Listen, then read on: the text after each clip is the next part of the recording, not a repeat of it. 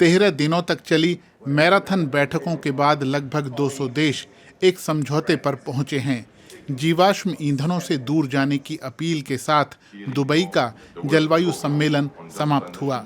पहली बार किसी जलवायु सम्मेलन में इस तरह की अपील की गई है।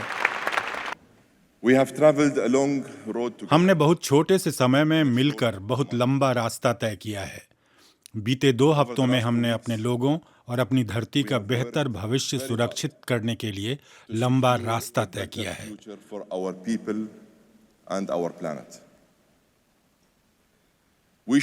हमें अपनी इस ऐतिहासिक उपलब्धि पर गर्व होना चाहिए। लेकिन ये लोग दुबई जलवायु सम्मेलन में हुए समझौते से निराश हैं। इनकी मांग है कि समझौते में चरणबद्ध तरीके से जीवाश्म ईंधनों का इस्तेमाल पूरी तरह बंद करने की बात शामिल होनी चाहिए थी। इनका कहना है कि ये कह देने भर से कि हमें जीवाश्म ईंधनों से ग्रीन एनर्जी की तरफ जाना होगा, हम जलवायु संकट से नहीं निपट सकते। हम चाहते हैं कि जीवाश्म ईंधनों का इस्तेमाल बंद हो। उन्होंने जीवाश्म ईंधन तो लिखा, लेकिन चरणबद्ध तरीके से उन्हें खत्म करने की बात लिखना भूल गए। उन्होंने सिर्फ कोयले का जिक्र किया, तेल और गैस का नहीं किया।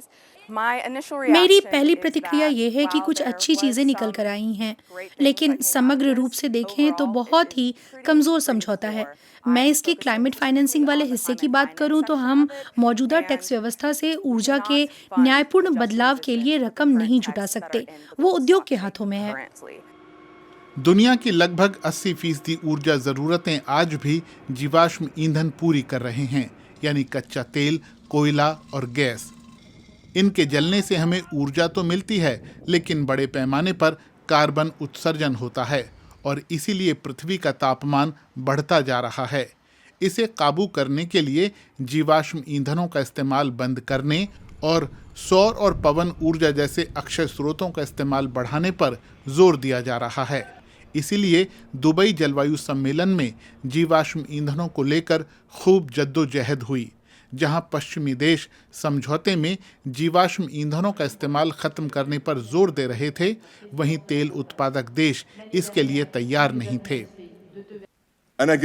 कोई समझौता तभी अच्छा होता है जब उस पर अमल हो। हम वही हैं जो हम करते हैं, वो नहीं जो कहते हैं। हमें इस समझौते को कारगर बनाने के लिए जरूरी कदम उठाने होंगे। जलवायु सम्मेलन के अध्यक्ष के तौर पर अल जाबिर की नियुक्ति भी विवादों में रही, क्योंकि वो यूएई की सरकारी तेल कंपनी के प्रमुख हैं। जीवाश्म ईंधनों का मुद्दा अजरबैजान में होने वाले अगले जलवायु सम्मेलन में भी छाया रह सकता है, क्योंकि उसकी अर्थव्यवस्था भी बहुत हद तक तेल पर निर्भर है।